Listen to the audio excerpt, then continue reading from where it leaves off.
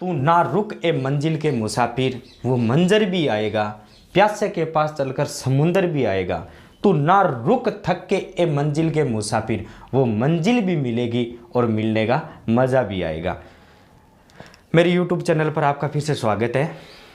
कल हमने चर्चा की थी बाबर पर। बाबर को हम लेकर के आ गए थे समरकंद तक, और समरकंद के अंदर हमने उसके चाचा अहमद मिर्ज़ा और बाबर का दोनों का करवाया था टकराव। अब क्या है, बार बार नाम आ रहा है समरकंद समरकंद समरकंद। तो दोस्तों, बाबर की फरगना के अंदर यानी जब वो भारत आया था उससे पहले समरकंद विजय बहुत इंपॉर्टेंट है। समरकंद पर उन्होंने कुल 3 बार विजय प्राप्त की थी, और कौन सी की थी आप देख लो। चलो अब बात करते हैं समरकंद पर। तो कल हमने जिस चर्चा की थी उसके अंदर हमने देखा था कि समरकंद पर अधिकार था अहमद मिर्ज़ा का, और अहमद मिर्ज़ा जब फरगना पर अटैक करने के लिए आ रहा था तो उस समय उसकी हो चुकी थी मौत। तो अब बात करते हैं, फर्स्ट हेडिंग है वो है समरकंद और बाबर, यानी समरकंद और बाबर के बीच पहला टकराव कब हुआ था। टोटल 3 बार इनके बीच टकराव हुआ था समरकंद और बाबर पर, अर्थात समरकंद पर बाबर ने 3 बार विजय प्राप्त की थी। और कौन सी अब देखो, पहले समरकंद पर अधिकार था अहमद मिर्ज़ा का। किसका था? अहमद मिर्ज़ा। मैंने आपको बताया था अहमद मिर्ज़ा की हो गई थी मृत्यु। अहमद मिर्ज़ा की क्या हो गई थी? मृत्यु। तो अहमद मिर्ज़ा की मृत्यु होने के बाद समरकंद का जो नया सम्राट बना था वो बना था अली मिर्ज़ा। कौन बना था? अली मिर्ज़ा।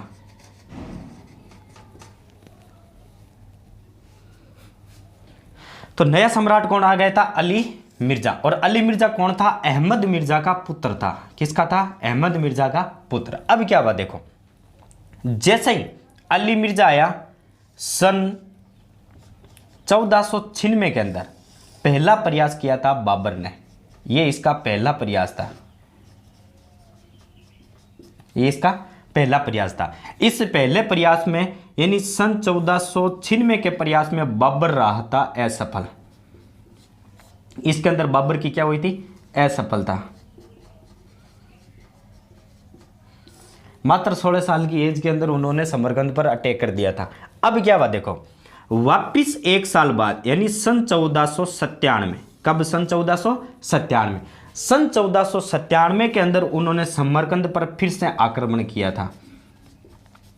समरकंद पर क्या किया था? आक्रमण। देखो ये दूसरा आक्रमण है, लेकिन इसकी प्रथम विजय रहेगी। कैसे रहेगी देखो, सन 1497 के अंदर बाबर ने समरकंद पर किया था आक्रमण, और उस समय ये राजा कौन सा वहां पर इस अधिकार किसका था? अली मिर्ज़ा का। किसका था? अली मिर्ज़ा का। यानी हम कह सकते हैं कि अली मिर्ज़ा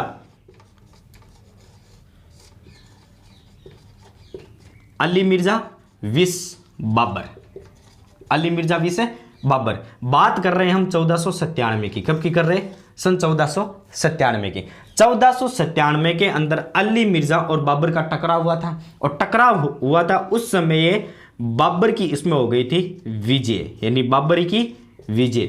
समरकंद पर अब राजा बनने के बाद यानी फरगना का शासक बनने के बाद समरकंद पर उन्होंने दूसरी बार अटैक किया था, और दूसरी बार अटैक करने के बाद उन्होंने अली मिर्ज़ा को हरा दिया था, और समरकंद पर इसकी यह है प्रथम विजय।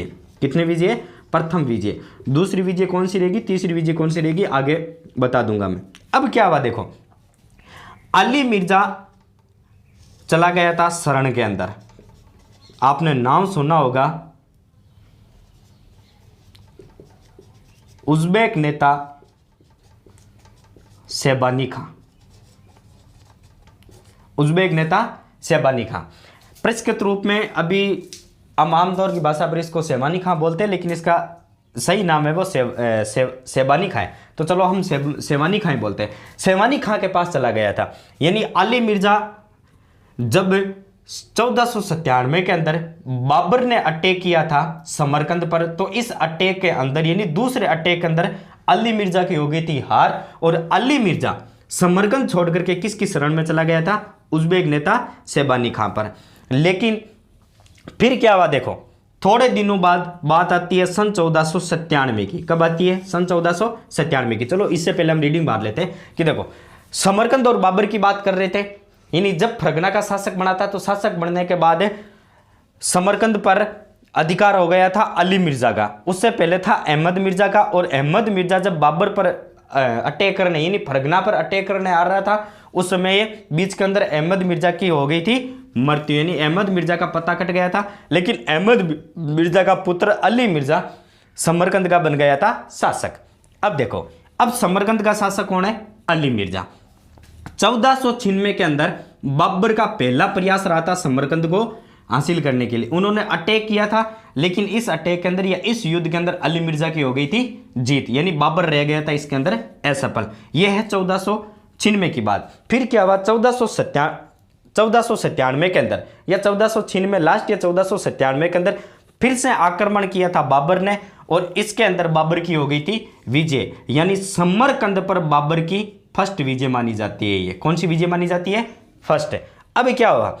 अली मिर्जा वहां से भाग करके चला गया था उज्बेक नेता शेबानी खां के पास। ये वही शेबानी खां है जिसने बाबर ने तुलगमा पद्धति सीखी थी, आगे बताऊंगा। अब बात आती है 1497 के अंदर फरगना।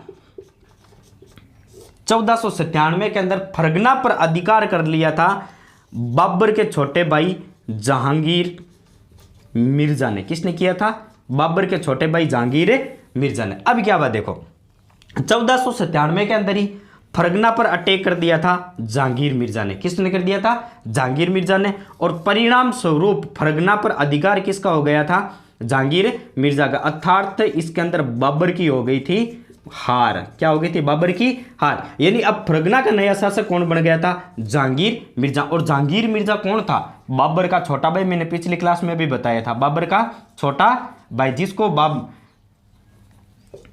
बाबर का छोटा भाई। ये वही बाबर का छोटा भाई है जिसको वहां के आमिर राजा बनाना चाहते थे, लेकिन नहीं बना पाए। बाबर का पलड़ा भारी रहा था। अब क्या हुआ देखो, जैसे ये जहांगीर बनता है, फरगना का शासक है, तो फरगना के शासक जहांगीर बनने के बाद इस बाबर को फरगना छोड़ना पड़ता है। बाबर फरगना छोड़ करके चला जाता है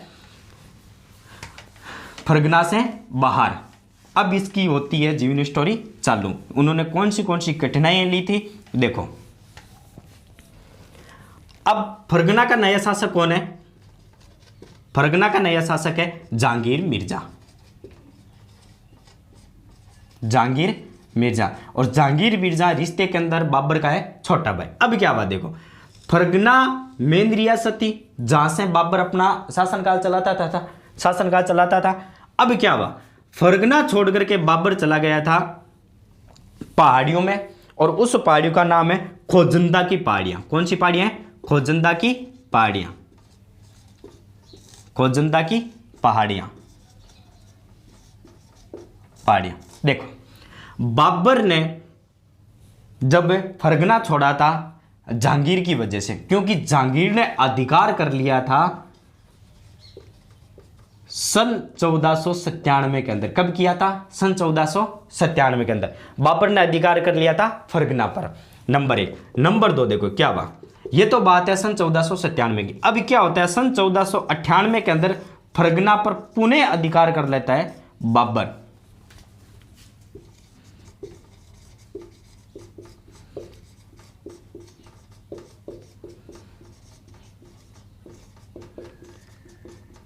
देखो 1498 के अंदर पुनः अधिकार कर लेता है बाबर। और कहां पर करता है पुनः अधिकार? फरगना पर।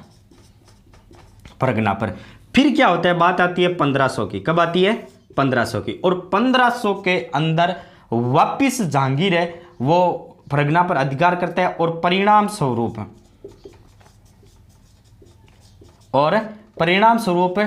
फरगना फिर हाथ से चला जाता है बाबर के। यानी बाबर वापिस फरगना हार जाता है, और एक बार फिर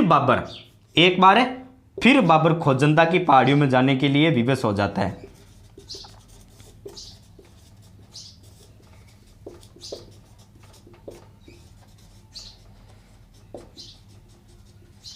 जीवन यापन करने के लिए चला जाता है। तो चलो देखो, मैंने बताया था 1497 के अंदर जहांगीर अटैक करता है फरगना पर और परिणाम स्वरूप फरगना पर अधिकार किसका हो जाता है? जहांगीर का। जैसे ही जहांगीर का अधिकार हो जाता है फरगना पर, तो बाबर फरगना छोड़ करके कहां चला जाता है? खोजंदा की पहाड़ियों में। फिर देखो 1498 के अंदर पुनः अधिकार कर लेता है बाबर फरगना पर, लेकिन 1500 के अंदर वापिस फरगना पर अधिकार हो जाता है जहांगीर मिर्जा का और वापिस बाबर कहां चला जाता है? खोजंदा की पहाड़ियों के अंदर। देखो वापिस बाबर कहां चला गया था? खोजंदा की पहाड़ियों में। सबसे मेन इंपॉर्टेंट बात आती है कि ये बाबर खोजंदा की पहाड़ियों में गया था, इसका उल्लेख कहां मिलता है? तो मोस्ट इंपॉर्टेंट बात यही है, इस बात को आप ध्यान से सुन लो। देखो खोजंदा की पहाड़ियों में बाबर गया था, आपने एक नाम सुना होगा तुजुक ए बाबरी।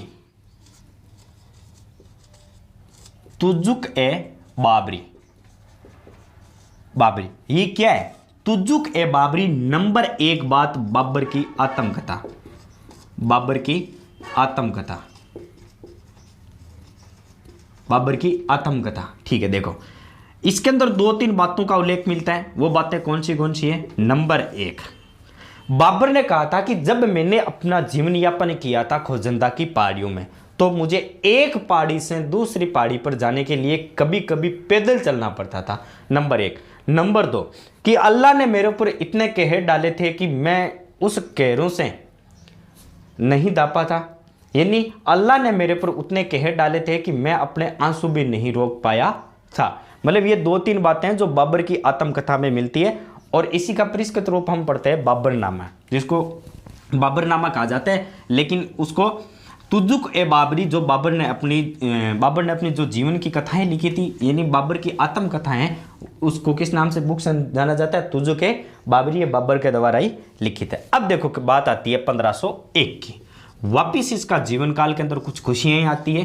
1501 के अंदर वापिस बात करते हैं हम समरकंद की। किसकी बात करते हैं? समरकंद की। देखो पहले जब उसने अटैक किया था उस समय ये था अली मिर्जा। कौन था?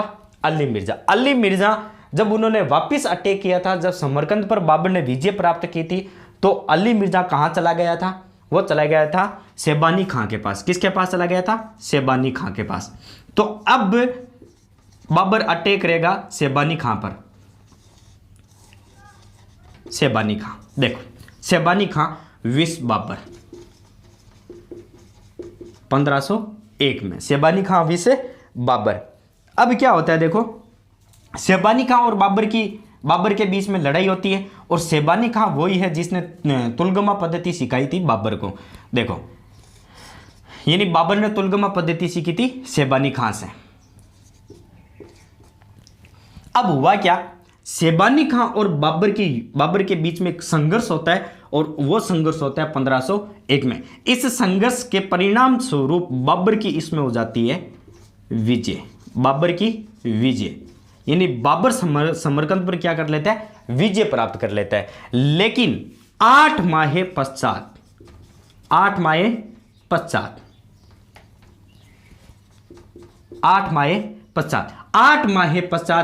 शेबानी खां यानी खां वापिस आक्रमण करता है। कहां पर? समरकंद पर। वापिस कहां पर अटैक करता है? समरकंद पर। और परिणाम स्वरूप समरकंद वापिस किसके हाथों में चला जाता है? शेबानी खां के हाथों में। किसके हाथों में चला जाता है? शेबानी खां के हाथों में। अर्थात वापिस अधिकार किसका हो गया था? समरकंद पर अधिकार किसका हो गया था? शेबानी खां पर। लेकिन मैंने बताया था कि समरकंद पर बाबर कुल कितनी बार विजय प्राप्त करता है? 3 बार। तो पहली विजय कौन सी थी? 1497 के अंदर जब अली मिर्जा से उन्होंने युद्ध किया था, वो थी। और दूसरी कौन सी है? 1501 के अंदर जब शेबानी खां पर वो फर्स्ट आक्रमण करता है और बाबर की हो जाती है विजय। लेकिन 1501 में जब ये आक्रमण करता है तो उसके जस्ट 8 माह पश्चात वापिस शेबानी खां आक्रमण करता है बाबर पर और समरकंद को छीन लेता है। अर्थात फिर से 1501 के 8 माह पश्चात, यानी 8 माह पश्चात वापिस समरकंद किसके हाथों में चला जाता है? उज़्बेक नेता शेबानी खां के हाथों में। इसका मतलब वो नहीं रहा और बाबर को पुणे कहां जाना पड़ता है? और बाबर पुणे चला जाता है खोजंदा की पहाड़ियों में। बाबर कहां चला जाता है? खोजंदा की पहाड़ियों में। बाबर चला जाता है खोजंदा की पहाड़ियों में। बात करते हैं खोजंदा की पहाड़ियां, तो खोजंदा की पहाड़ियां, खोजंदा की पहाड़ियां कहां पर पड़ती है? देखो, खोजंदा की पहाड़ियां यदि वर्तमान किसी विशेष देश का नाम आ जाए तो वो पड़ती है अफगानिस्तान में। यदि वर्तमान किसी विशेष देश का नाम आ जाए तो पड़ती है अफगानिस्तान में। ये वर्तमान का इसका एड्रेस है कि वर्तमान में कहां है खोजंदा की पहाड़ियां, और ये पड़ती है हिंद कुश पर्वतमाला के अंदर। कहां पर पड़ती है? यानी हिंद कुश पर्वतमाला का एक छोटा सा भाग है जिसको कहा जाता है खोजंदा की पहाड़ियां, और हिंद कुश पर्वतमाला कहां पर है? अफगानिस्तान के अंदर। तो आप इतना याद रखना क्योंकि बार बार पूछा जाता है, बार बार पूछा। देखो, समरकंद की बात कर ली थी, समरकंद पर हमने 2 विजय प्राप्त कर ली थी, और जो तीसरी विजय रहेगी वो उसको दिलाएगा इस्माइल है, वो दिलाएंगे। बताऊंगा इस्माइल कौन था, क्या था, ईरान का शासक था, उनके बीच में संधि होती है। तो चलो छोड़ो, अब बात करते हैं हम एक 1504 की काबुल विजय, बाबर की काबुल विजय। देखो काबुल विजय क्या है। नंबर 1 बात याद रखना कि काबुल विजय प्राप्त कब की थी? सन 1504 में। नंबर 1, काबुल विजय का वर्णन कहां पर मिलता है? तो याद रखना, काबुल विजय का जो वर्णन मिलता है वो मिलता है बाबरनामा में। काबुल विजय का वर्णन कहां पर मिलता है? वो मिलता है बाबरनामा में। देखो, बाबरनामा के अंदर काबुल विजय के बारे में कहा गया था, बाबर ने कहा था कि मुझे ये मात्र 10 दिनों में विजय प्राप्त हो गई थी। कितने दिनों में? 10 दिनों में विजय प्राप्त। बहुत बड़ी बात है। और उसने बाबरनामा में लिखा था कि अल्लाह ने मुझ पर एक ऐसा रहम किया है कि काबुल को मुझे बिना किसी कठिनाइयों से दे दिया। यानी काबुल पर मैंने बिना किसी कठिनाइयों का अधिकार कर लिया। लेकिन बाबर ने काबुल पर विजय प्राप्त कैसे की थी? तो बाबर का एक चाचा था उगुल खां। बाबर का एक चाचा था उगुल खां, और इस चाचा का एक पुत्र था, उस पुत्र का नाम था अब्दुल रज्जाक। क्या नाम था? अब्दुल रज्जाक। देखो, अब्दुल रज्जाक वर्तमान में काबुल अफगानिस्तान की राजधानी याद रखना। वर्तमान के अंदर अफगानिस्तान की राजधानी, अफगानिस्तान की राजधानी। देखो हुआ क्या था, उस समय काबुल पर अधिकार था उगल खां का पुत्र था, और उगल खां बाबर का था चाचा। बाबर का क्या था? चाचा। देखो, काबुल पर उस समय अधिकार था अब्दुल रज्जाक का, और अब्दुल रज्जाक को वहां के किसी अन्य राजा ने निरस्त कर दिया था, और उस राजा का नाम था औरंगी। यानी औरंगी नाम का कोई अन्य राजा था जिसने किसी कारण अब्दुल रज्जाक को काबुल छोड़ने पर मजबूर कर दिया था, यानी काबुल की सत्ता से उसको निरस्त कर दिया था। इसका फायदा उठाया बाबर ने, और बाबर ने सन 1504 के अंदर, कब? सन 1504 के अंदर काबुल पर कर ली थी विजय। और इस विजय का वर्णन कहां मिलता है? बाबरनामा के अंदर मिलता है। आपको यह याद नहीं रखना है, नहीं पूछा जाता है कि यही पूछा जाता है कि काबुल विजय कब हुई थी? तो वो हुई थी 1504 के अंदर। काबुल विजय का वर्णन कहां पर मिलता है बाबर की? तो ये वो मिलता है बाबरनामा के अंदर, यानी तुजुक-ए बाबरी। और उसमें 2-3 बातें वो यही लिखी है कि बाबर ने कहा था कि इसके अंदर कि मैंने मात्र 10 दिनों के अंदर काबुल पर विजय प्राप्त कर ली थी, और अल्लाह ने मुझे बिना किसी कठिनाइयों के काबुल दे दिया था। ये बात है। लेकिन 2-3 बातें और है, वो याद रख लो। देखो, ये नहीं पूछा जाता है कि उस समय शासक कौन था, बहुत कम पूछा जाता है। वो डिपेंड करता है एग्जामिनर के ऊपर कि एग्जामिनर हमसे क्या जानना चाहता है।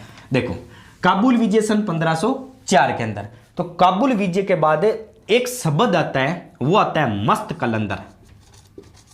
मस्त कलंदर। देखो, मस्त कलंदर नाम दिया था बाबर। मस्त कलंदर बहुत बार पूछा जाता है कि किस मुगल शासक को मस्त कलंदर के नाम से जाना जाता है? तो मस्त कलंदर के नाम से जाना जाता है बाबर को। किसको जाना जाता है? बाबर को। देखो, बाबर को वहां की जनता मस्त कलंदर क्यों कहती थी? तो याद रखना, यह जीत हुई थी उसकी 1504 में, विजय प्राप्त की थी, विजय हुई थी 1504। देखो, बाबर क्या करता था? जितना भी लूट पाट का सामान है, जितना भी लूट का सामान है, वो सामान काबुल की जनता में बांट देता था। कहां पर बांट देता? काबुल की जनता में। इसलिए काबुल की जनता उसको क्या किस नाम के, काबुल की जनता ने उसको क्या नाम दे दिया था?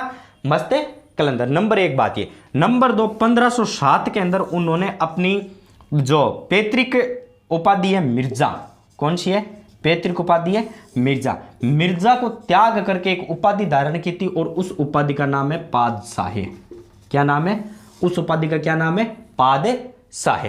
तो आज की क्लास में हम इतना ही पढ़ेंगे, लेकिन देख लो, देखो, काबुल की विजय, कौन सी विजय? काबुल विजय। याद रखना, काबुल विजय कब प्राप्त की थी?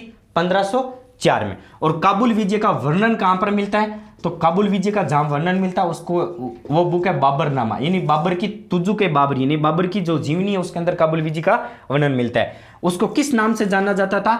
मस्त कलंदर। और मस्त कलंदर नाम किसने दिया था? तो वो दिया था काबुल की जनता ने। क्या कारण था? क्योंकि जो जितना भी लूटपाट का सामान है वो सारा का सारा सामान कहां पर बांटता था? काबुल की जनता में। विजय तो हुई थी 1504 में, लेकिन 3 साल बाद, कब? 1507 के अंदर उन्होंने अपने पैतृक उपाधि मिर्जा को त्याग करके कौन सा ले लिया था? पादशाह, जिसको हम विस्तृत रूप से कहते हैं बादशाह।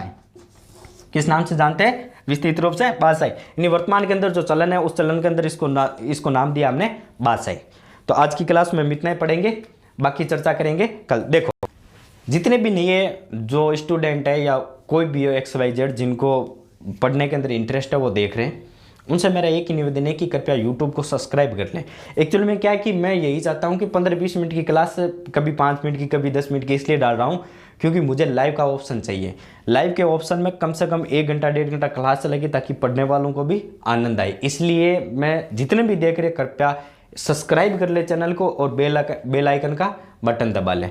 तो बाकी चर्चा करेंगे हम कल, और कल जो क्लास रहेगी उसके अंदर हम बाबर को भारत के अंदर लेके आ जाएंगे और बाबर के बारे में फिर से चर्चा करेंगे। यानी बाबर का भारत के अंदर क्या योगदान रहा था, बाबर भारत कैसे आया था, किसका सहयोग था। बाकी जो कुछ बातें हैं राजस्थान के संबंधी, वो राजस्थान के टॉपिक में आपको पता चल जाएगी कि कैसे सबसे पहले प्रचलन हुआ था, बाबर क्यों घूम करके राजस्थान आ रहा था। वो सारी चर्चाएं राजस्थान के टॉपिक में रह जाएगी, लेकिन जो मेन टॉपिक है इंडिया के संबंधी वो सारा का सारा मैं आपको इस क्लास के अंदर बता दूंगा। तो अब मिलेंगे अगली क्लास में। जय हिंद, जय भारत।